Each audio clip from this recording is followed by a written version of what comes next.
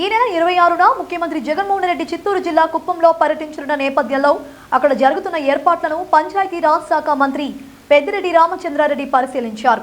బహిరంగ సభాస్థలాన్ని పరిశీలించిన మంత్రి మీడియాతో మాట్లాడుతూ సీఎం జగన్ చేతుల మీదుగా హంద్రినీవా కాలువ ప్రారంభం కార్యక్రమం ఉంటుందని తెలిపారు.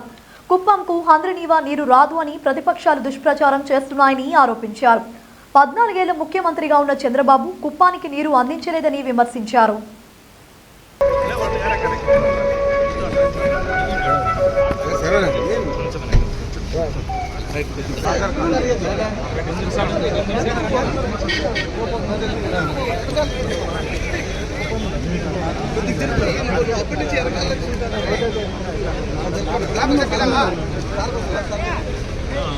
జగన్మోహన్ రెడ్డి గారు అక్కడ వచ్చే ఆ సభలో హంద్రినీవా పూర్తి చేసి కుప్పం నీళ్లు వదులుతామని చెప్పారు.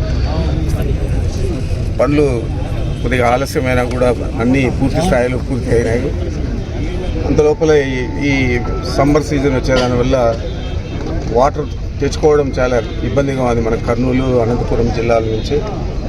అయినా కూడా మనం రామకుప్పం దగ్గర కానీ లేకపోతే ఇక్కడ గుండు చెట్టు చెరువు కానీ ఆ రోజుకు ముఖ్యమంత్రి ప్రోగ్రాంకు ఎక్కడికి నీళ్ళు వస్తే అక్కడ పూజ చేసి ముఖ్యమంత్రి గారు ప్రారంభిస్తారు.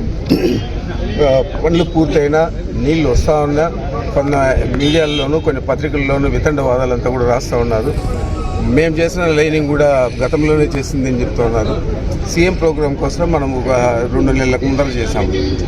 మరి ఈ విధంగా వార్తలు రాయదండి దయచేసి. వాస్తవాలు కెనాల్ పూర్తయిందా లేదా, పంప్ హౌస్లు పూర్తయినాయా లేదా, పరమసముద్రం దగ్గర చెరువుకు నీళ్ళు వదలడానికి లైనింగ్ పూర్తి చేశామా లేదా, దాదాపు 55 చెరువులకు మనము అంత చోట కూడా తుమ్ములు పెట్టి గేట్ల ద్వారా నీళ్ళు ఇచ్చే పరిస్థితి ఈరోజు కుప్పం నియోజకవర్గంలో ఏర్పాటు చేశాం.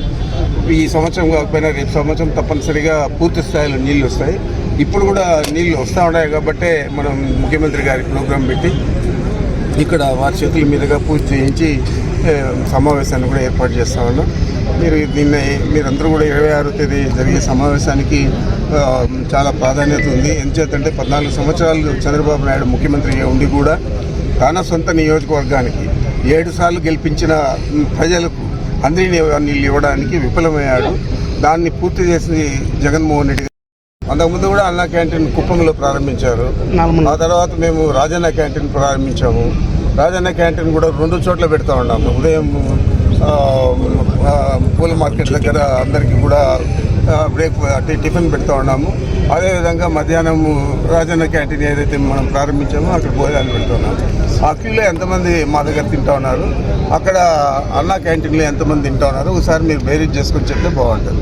కొంతమందికి తీసుకొచ్చి అక్కడ పెట్టి మళ్ళీ ఎవరికి ఏం చెప్పకుండా తినేవాళ్ళు ఉన్నా కూడా వదిలేసి ట్రాక్టర్ ఎత్తుకొని వెళ్తూ ఉన్నారు.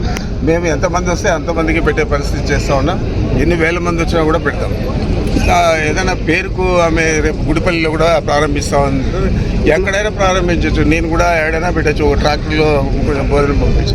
అట్లా కాకుండా మేము ఎంతమంది వస్తే అంతమందికి సంపూర్ణంగా అన్ని రకాల వంటకాలతో భోజనం పెడతా ఉన్నాం. అందరూ కూడా చాలా సంతృప్తి వ్యక్తం చేస్తూ ఉన్నారు.